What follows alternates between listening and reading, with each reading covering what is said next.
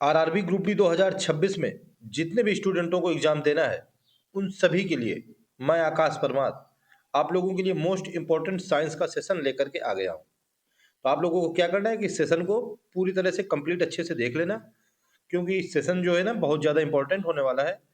और इस सेशन से आप लोगों को 2 या 4 क्वेश्चन डायरेक्ट देखने को मिलेंगे, ठीक है। क्योंकि साइंस का क्या है कि 25 नंबर का वेटेज है। 25 क्वेश्चन आप पूछे जाने हैं आप लोगों के ग्रुप डी के एग्जाम में। तो साइंस ही दोस्तों सिलेक्शन भी करवाएगा बच्चों का, जीके जीएस और साइंस में ही जो अच्छे से स्कोर करेगा वही दोस्तों सिलेक्शन लेकर के जाएगा। क्योंकि मैथ और रीजनिंग में तो सभी बच्चे मेरे हिसाब से बराबर स्कोर कर देते हैं लगभग। तो साइंस और जीके को अच्छे से कवर करना है। तो चलिए हम लोग बिना देरी की शुरू कर लेते हैं आज का अपना इंपॉर्टेंट सेशन।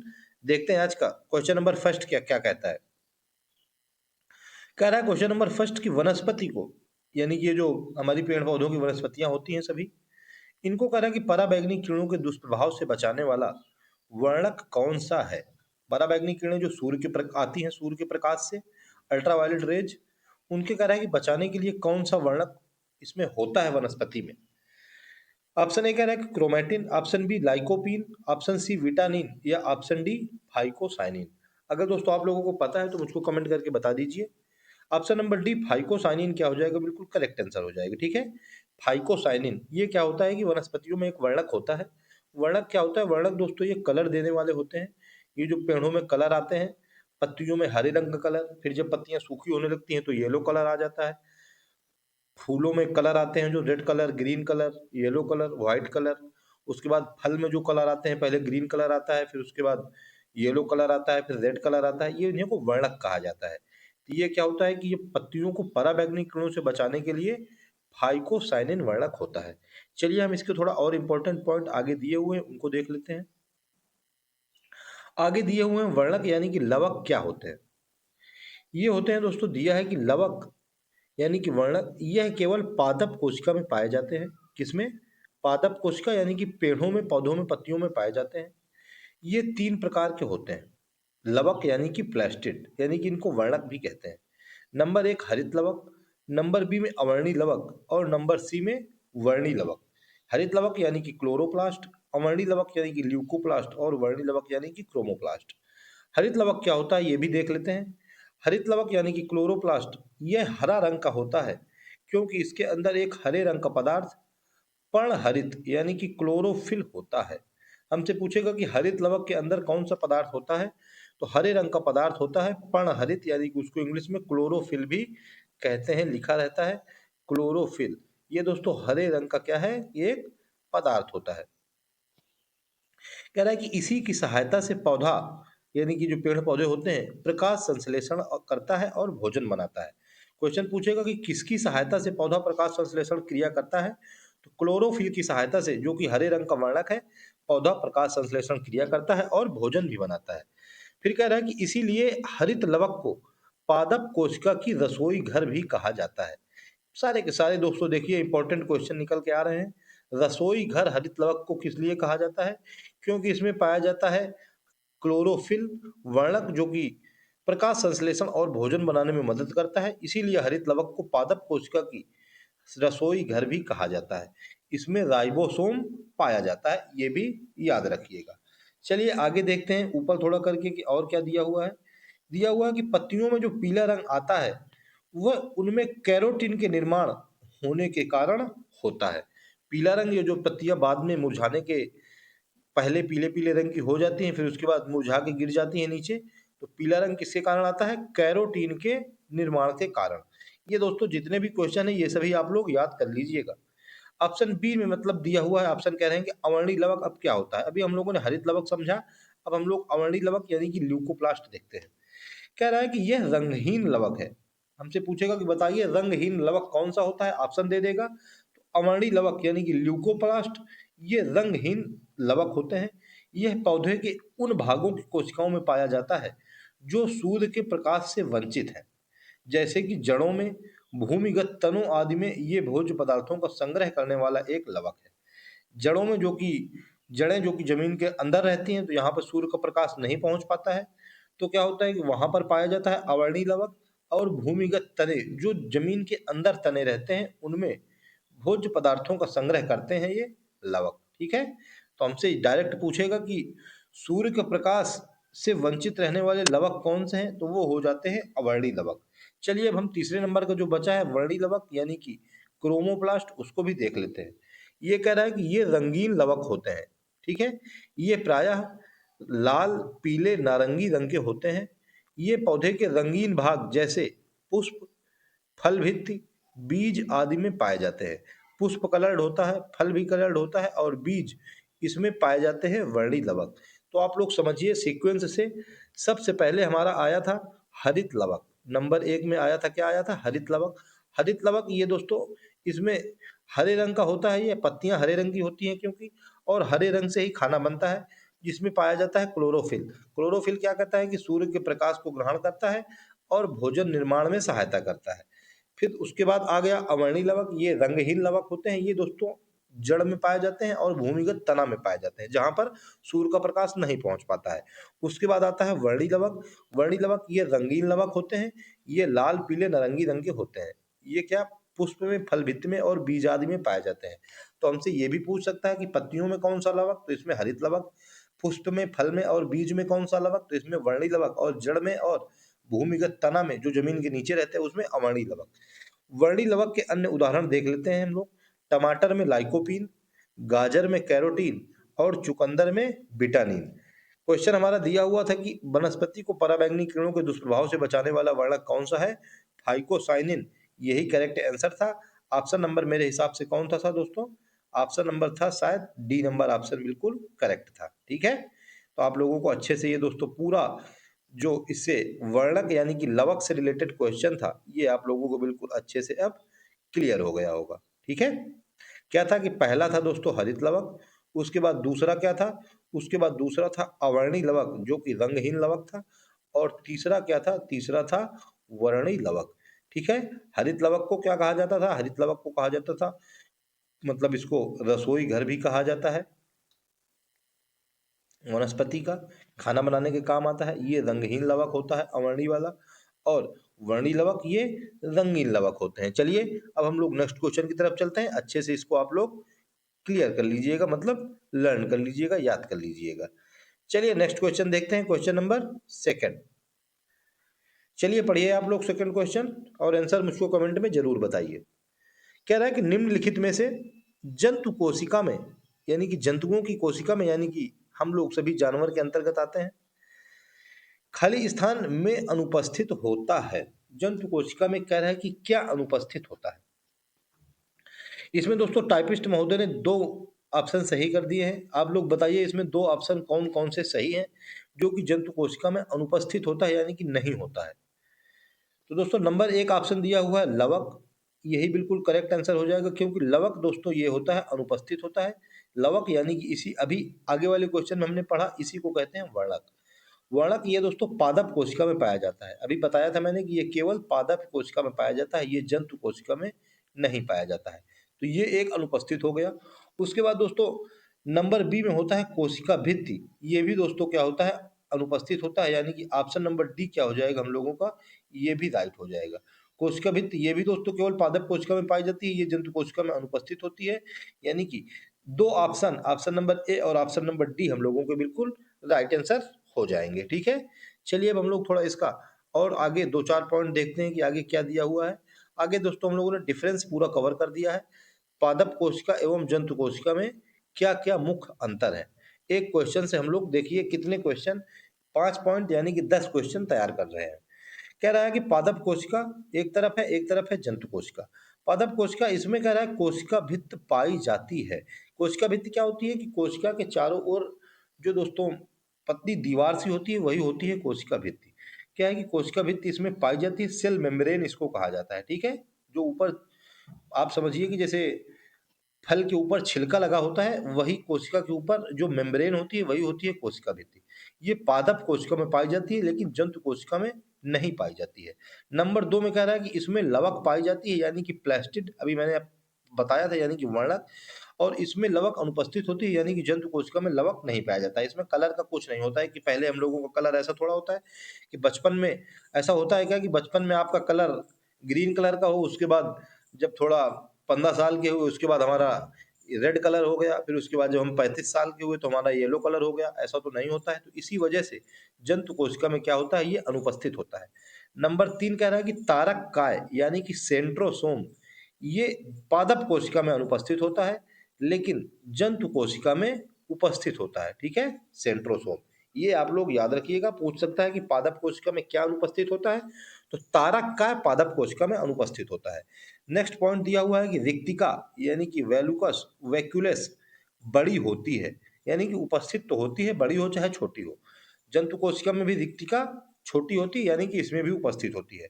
इंपॉर्टेंट पॉइंट है कि पादप कोशिका का आकार लगभग पूछता है हम लोगों से कैसा होता है, तो इसका आकार होता है आयताकार। ठीक है, और जंतु कोशिका का आकार कैसा होता है, वो होता है वृत्ताकार। यानी कि हम लोग यदि हम सभी मतलब मनुष्य और सभी ये जितने भी जानवर जीव जंतु हैं, ये सभी इनकी कोशिका क्या होती है, इनकी वृत्ताकार होती है, और पादप कोशिका की कोशिका होती है आयताकार। ठीक है, ये पॉइंट भी आप लोग याद रखिएगा। चलिए हम लोग नेक्स्ट क्वेश्चन की तरफ चलते हैं, क्वेश्चन नंबर 3 की तरफ। इंपॉर्टेंट क्वेश्चन था दोस्तों, सेकंड नंबर, आप लोग इसको कवर कीजिए।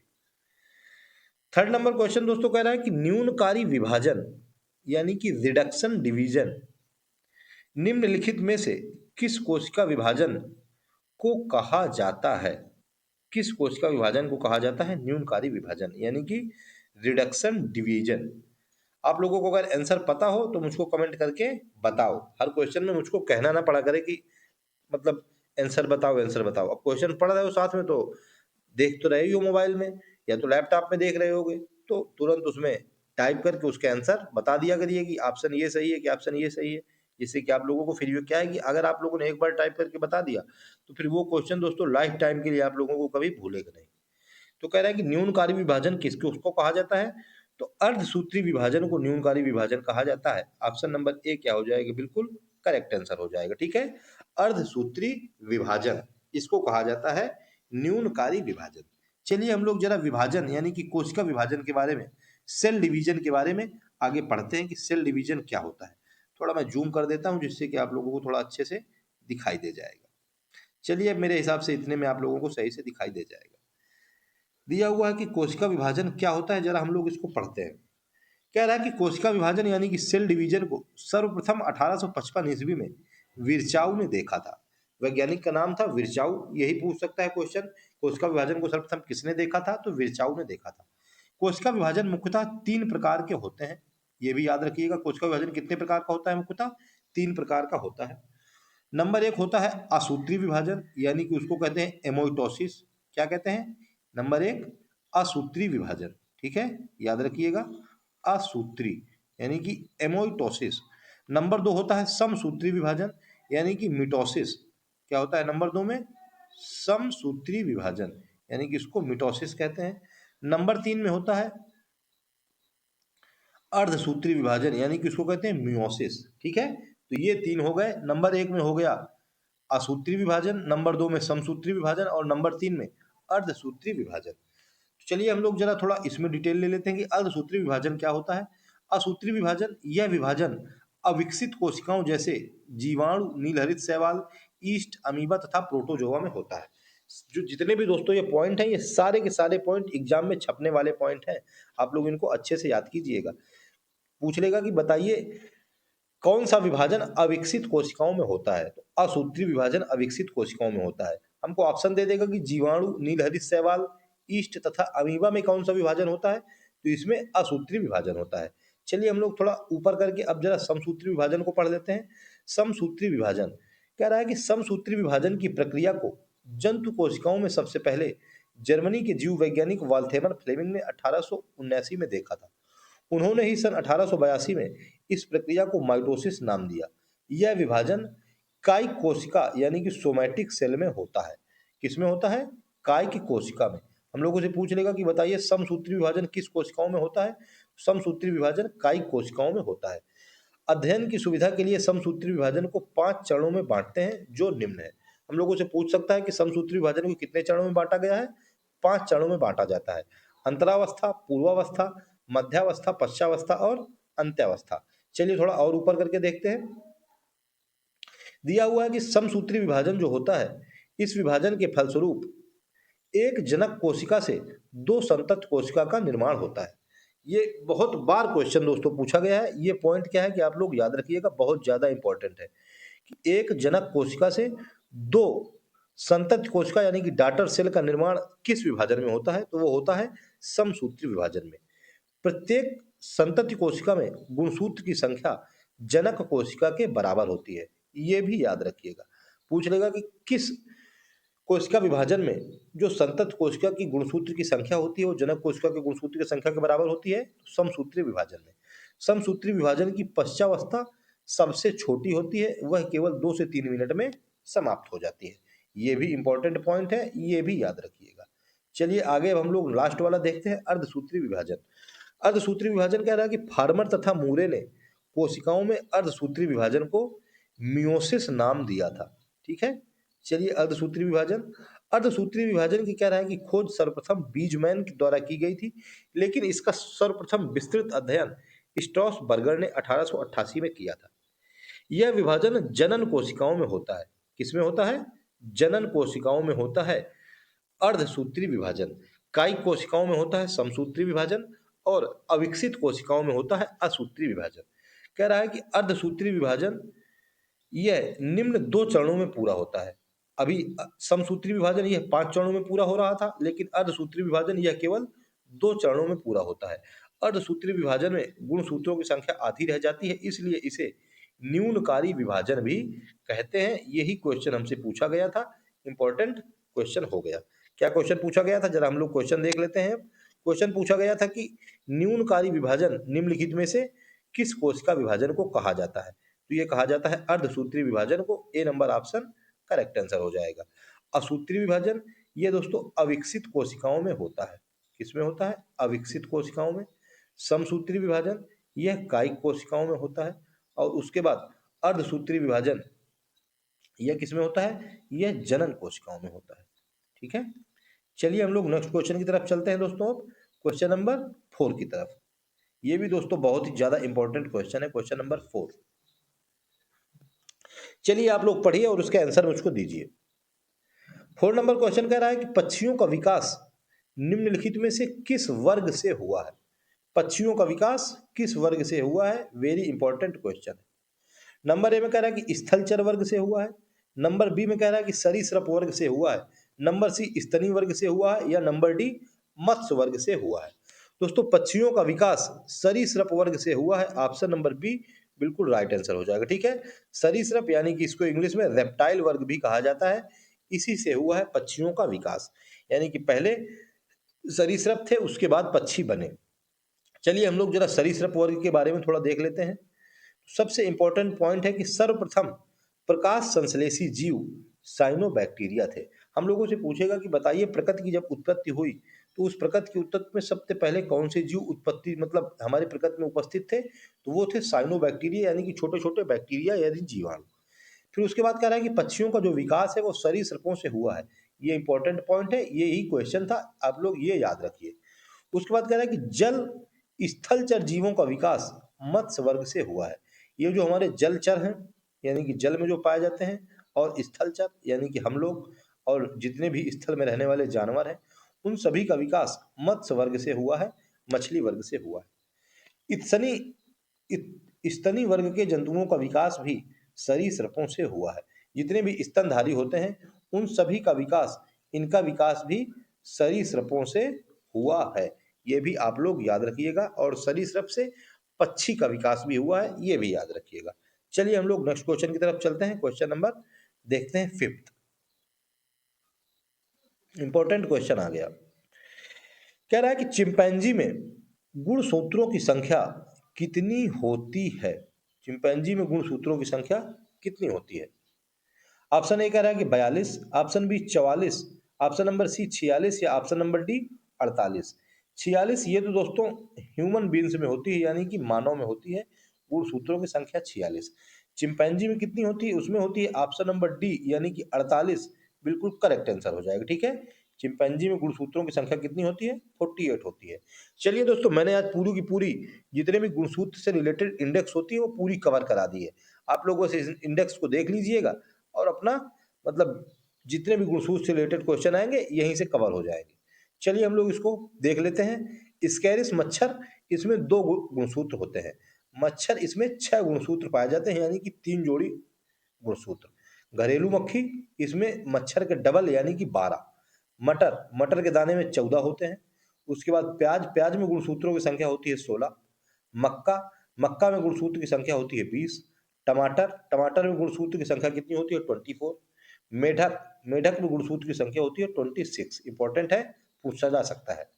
नींबू, नींबू में होती है गुणसूत्रों की संख्या 18 और 36, यानी कि उसका डबल। 18 आ जाए चाहे उसका डबल आ जाए। बिल्ली, बिल्ली में गुणसूत्रों की संख्या होती है 38। उसके बाद चूहा, चूहा यानी कि माउस, इसमें होती है 40 गुणसूत्रों की संख्या। एक चूहा रैट, इसमें होती है 42। और उसके बाद दोस्तों गेहूं, गेहूं में होती है 42। खरगोश, खरगोश में गुणसूत्र की संख्या 44। मनुष्य यानी कि आदमी में 46। आलू में होती है गुणसूत्र की संख्या 48। चिंपैंजी में गुणसूत्र की संख्या 48। तंबाकू में गुणसूत्रों की संख्या 48। घोड़ा में दोस्तों होते हैं 64। कुत्ता में गुणसूत्र की संख्या 78। कबूतर में 80 और टेरिडोफाइट्स में 1300 से 1600। तो दोस्तों 48 वाले हो गए, आलू हो गया, चिंपैंजी हो गया और तंबाकू हो गया। इनके तीनों के हो गए 48। ठीक है, पोटैटो, चिंपैंजी और तंबाकू। इंपॉर्टेंट है दोस्तों, कुत्ते की पूछ सकता है 78। इंपॉर्टेंट है दोस्तों, बिल्ली का पूछ सकता है 38। इंपॉर्टेंट है दोस्तों, मटर, प्याज, ये सारे के सारे जितने मतलब इंडेक्स पूरी कवर करा दी है, ये पूरी इंडेक्स ही इंपॉर्टेंट है। आप लोग इसको एक दो बार बस देख लीजिएगा, आप लोग इसको मतलब ये याद हो जाएगी। ठीक है, चलिए हम लोग नेक्स्ट क्वेश्चन की तरफ चलते हैं। क्वेश्चन नंबर दोस्तों 6 की तरफ आ गए हैं। दोस्तों जल्दी जल्दी ये फिनिश कर लेते हैं, नहीं तो सेशन जो है ना वो लंबा हो जाएगा। और अगर दोस्तों आप लोगों को क्लास पसंद आ रही हो तो फिर एक प्यारा सा कमेंट करके मुझको जरूर बताइएगा। और अगर चैनल पर नए हो तो फिर चैनल को सब्सक्राइब भी कर लीजिएगा। चलिए क्वेश्चन पढ़िए 6 नंबर। कह रहा है कि दांत खाज और गंजापन नामक रोग किसके द्वारा होते हैं? कौन कौन से? दांत खाज और गंजापन, ये किसके द्वारा रोग होते हैं? नंबर ए ऑप्शन में दे रहा है कवक। नंबर बी ऑप्शन में दे रहा है प्रोटोजोआ। नंबर सी में दे रहा है जीवाणु। या नंबर डी में दे रहा है विषाणु। दोस्तों ऑप्शन नंबर ए कवक क्या हो जाएगा? बिल्कुल करेक्ट आंसर हो जाएगा। ठीक है, कवक के द्वारा होते हैं ये तीनों रोग, दांत खाज और गंजापन। चलिए हम लोग जरा थोड़ा कवक के विषय में देख लेते हैं कि कवक के बारे में क्या क्या इंपॉर्टेंट पॉइंट हम लोगों ने कवर करा है। थोड़ा मैंने जूम कर दिया है और आप लोग इसको अच्छे से अब देख लीजिए। कह रहा है कि कवक पौधों में गंभीर रोग उत्पन्न करते हैं। सबसे अधिक हानि रस्ट और इसमट से होती है। पौधों में कवक के द्वारा होने वाले प्रमुख रोग निम्न हैं।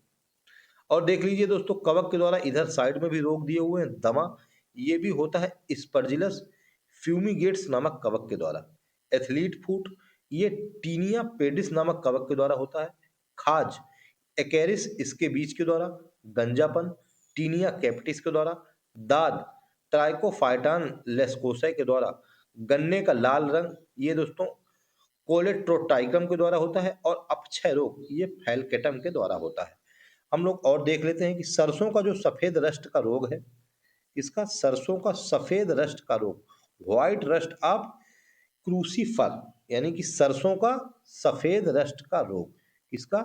सरसों, सरसों का सफेद रस्ट का जो रोग होता है ये भी कवक के द्वारा होता है।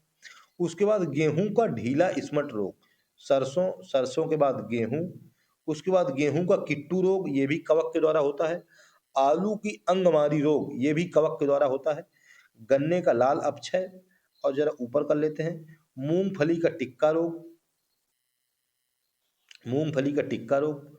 उसके बाद दिया हुआ है आलू का मस्सा रोग, धान की भूरी अर्ध चित्ती, आलू की पचेछा अगमारी और प्रांकुरों का डोपिंग रोग। ये सभी किसके द्वारा होते हैं? ये सभी कवक के द्वारा होते हैं। कवक यानी कि एल्गी। ठीक है, नोट इंपॉर्टेंट है, एफला नामक विष ये कवक से बनते हैं। ठीक है, कौन सा? एफला, ये नामक एक विष है जो कि हम लोगों के मतलब मेडिकल साइंस में काम आता है। ये किसके द्वारा बनते हैं? ये कवक के द्वारा बनते हैं। वेरी वेरी इंपॉर्टेंट ये भी पॉइंट है, आप लोग इसको भी याद रखिएगा। चलिए हम लोग नेक्स्ट क्वेश्चन की तरफ चलते हैं। क्वेश्चन नंबर आज का लास्ट क्वेश्चन है दोस्तों, क्वेश्चन नंबर 7। क्योंकि दोस्तों अगर आप लोगों ने इन्हीं 7 क्वेश्चंस को हजम कर लिया, इन्हीं 7 क्वेश्चन को अपने दिमाग में छाप लिया, तो इन 7 क्वेश्चन से जितने भी रिलेटेड क्वेश्चन बनेंगे, हर एक क्वेश्चन मतलब जितने भी पॉइंट मैंने बताए हैं, हर एक पॉइंट एग्जाम में छपने लायक पॉइंट है, आप लोगों को खुद समझ में आ रहा होगा। ये केवल 7 क्वेश्चन आप लोगों को काउंटिंग में दिखाई दे रहे हैं कि 7 क्वेश्चन है, वैसे तो दोस्तों ये 70 क्वेश्चन हो गए हैं। चलिए, कह रहा है कि प्रकाश संश्लेषण की दर किस रंग के प्रकाश में सबसे अधिक होती है।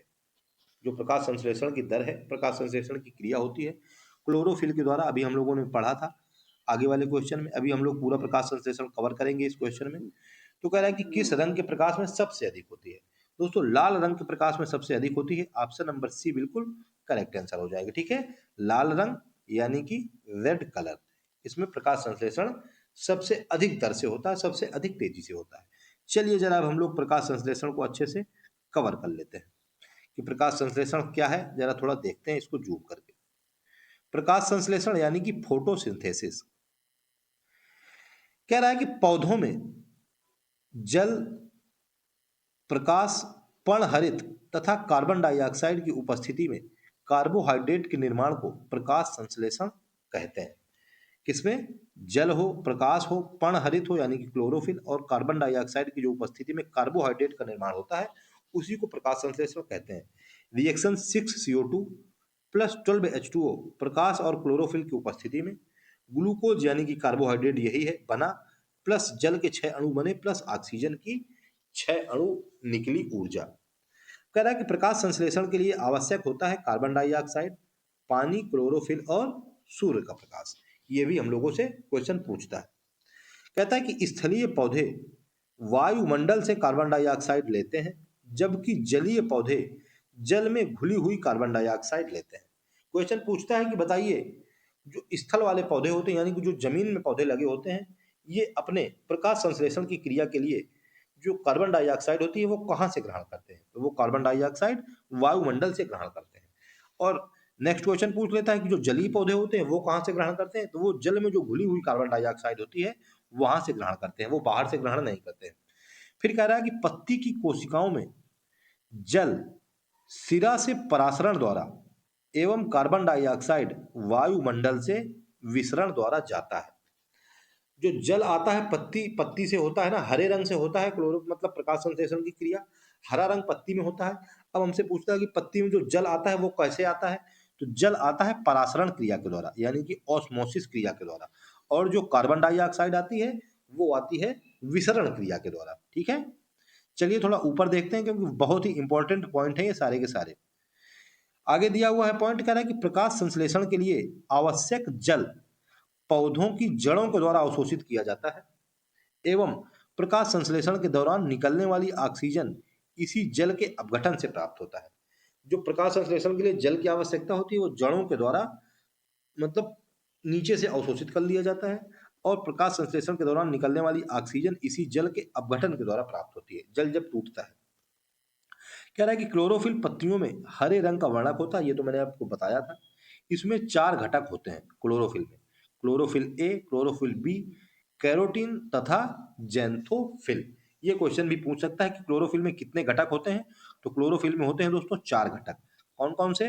क्लोरोफिल ए, क्लोरोफिल बी, उसके बाद कैरोटीन और उसके बाद जेंथोफिल। कैरोटीन यानी कि लाल रंग लाने के कारण।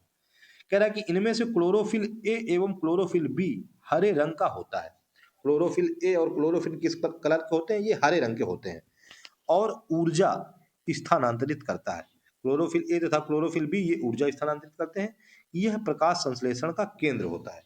प्रकाश संश्लेषण का केंद्र वैसे तो क्लोरोफिल होता है, लेकिन अगर क्लोरोफिल में हम लोगों से पूछते कि क्लोरोफिल के कौन कौन से भाग, तो क्लोरोफिल ए और क्लोरोफिल बी, और उसके 4 भाग होते हैं। एक होता है कैरोटीन और एक होता है जैथोफिल।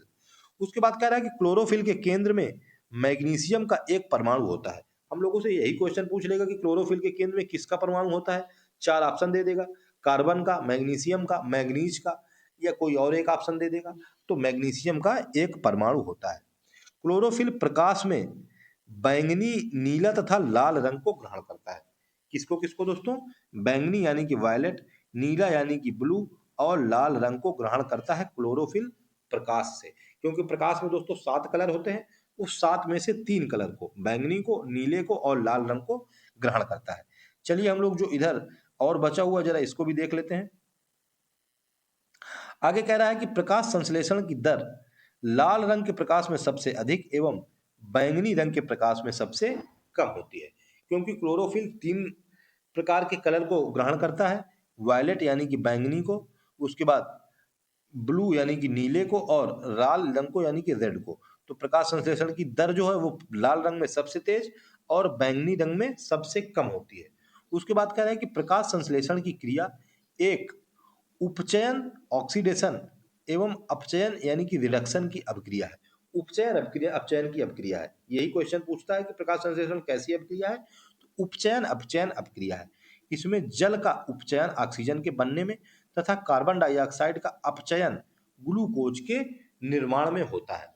पूछेगा कि बताइए प्रकाश संश्लेषण की क्रिया में उपचयन किसका होता है। उपचयन होता है दोस्तों जल का, और अपचयन किसका होता है, अपचयन होता है कार्बन डाइऑक्साइड का यानी कि CO2 का। ठीक है। अब कह रहा है कि प्रकाश संश्लेषण की क्रिया दो अवस्थाएं होती हैं। नंबर एक प्रकाश रासायनिक क्रिया यानी कि फोटोकेमिकल रिएक्शन, और नंबर दो रासायनिक प्रकाशहीन क्रिया यानी कि डार्क केमिकल रिएक्शन। एक जो प्रकाश की उपस्थिति में हो और एक जो प्रकाश की उपस्थिति में ना हो यानी कि अनुपस्थिति में हो।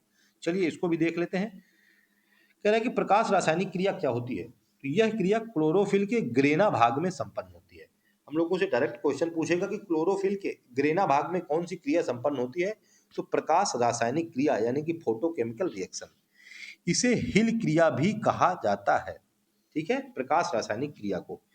इस क्रिया में जल का अपघटन होता है और हाइड्रोजन आयन तथा इलेक्ट्रॉन बनता है, यानी कि जल इसमें टूटता है।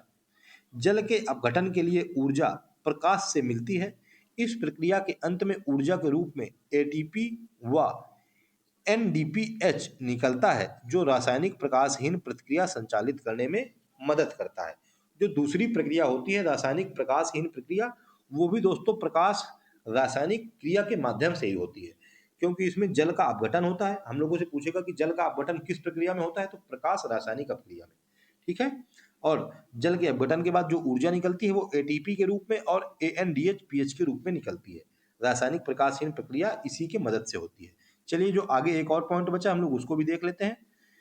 दिया हुआ कि रासायनिक प्रकाशहीन अपक्रिया क्या होती है, तो यह दोस्तों क्लोरोफिल के स्ट्रोमा भाग में होती है। क्लोरोफिल के ग्रेना भाग में होती है प्रकाश रासायनिक, और रासायनिक प्रकाशहीन ये क्लोरोफिल के स्ट्रोमा भाग में होती है। इस क्रिया में कार्बन डाइऑक्साइड का अपचयन होकर शर्करा एवं स्टार्च बनता है। कार्बन डाइऑक्साइड CO2 का अपचयन होता है रासायनिक प्रकाशहीन प्रतिक्रिया में, और H2O यानी कि जल, इसका अपघटन होता है प्रकाश रासायनिक क्रिया में। ठीक है। तो ये दोस्तों प्रकाश संश्लेषण की क्रिया अब आप लोगों को अच्छे से क्लियर हो गई हो या आप लोगों को अच्छे से समझ में आ गई होगी। चलिए हम लोग नेक्स्ट देखते हैं। अब दोस्तों नेक्स्ट कुछ नहीं है, बस यहीं तक थे दोस्तों हम लोगों के आज क्वेश्चन। मैंने आप लोगों को बताया था कि मैंने 7 क्वेश्चन कवर करा है। तो प्रकाश संश्लेषण की क्रिया किसमें सबसे अधिक होती है, तो प्रकाश संश्लेषण की क्रिया रेड रंग में यानी कि लाल रंग के प्रकाश में सबसे अधिक होती है, और बैंगनी रंग के प्रकाश में यानी कि वायलेट में सबसे कम होती है। और प्रकाश संश्लेषण की क्रिया में लाल रंग, उसके बाद बैंगनी रंग और ब्लू यानी कि नीला रंग, इन्हीं तीनों को क्लोरोफिल ग्रहण करता है। तो ठीक है दोस्तों, आप लोग इन क्लास को मतलब इस क्लास को अच्छे से कवर कीजिए, क्योंकि हर एक पॉइंट इस क्लास का, हर एक एक बिंदु इस क्लास का, एक एक पॉइंट बहुत ही ज़्यादा इंपॉर्टेंट था। हर एक पॉइंट एग्जाम में छपता है दोस्तों, आप लोग ये मान लीजिए। हर एक पॉइंट एग्जाम में पूछा जाता है। ठीक है। आप लोगों को 3 तारीख से स्टार्ट एग्जाम, आज शायद मेरे हिसाब से 21 तारीख है। अब आप लोगों के पास बिल्कुल बहुत ही कम समय बचा हुआ है, तो आप लोग हर एक क्लास को अच्छे से तैयार कीजिए, अच्छे से कवर कीजिए। ठीक है। अभी जितने दिन बचे हुए हैं, अगर आप लोग ऐसे ही मतलब जो मैं क्लास लेके आऊँगा अभी आप लोगों को, अगर आप लोग इन्हीं को अच्छे से कवर कर लेंगे, तो आप लोग 25 में से दोस्तों 20+ क्वेश्चन अपने करेक्ट करके आएंगे। ठीक है। तो ठीक है दोस्तों, आप लोग इसको अच्छे से कवर कीजिए, और अगर चैनल पर नए हो तो चैनल को सब्सक्राइब करना मत भूलिएगा, और अगर सेशन पसंद आया हो तो फिर एक लाइक जरूर कर दीजिएगा, और एक प्यारा सा कमेंट करके मुझको बताइएगा कि आप लोगों को सेशन कैसा लगा। और जो भी आपके यार दोस्त तैयारी करने वाले हो उनको सेशन शेयर कर दीजिएगा, जिससे कि उनका भी थोड़ा बहुत भला हो जाए। ठीक है। तो ठीक है दोस्तों, मिलते हैं नेक्स्ट सेशन में। तब तक के लिए जय हिंद, जय श्री राम।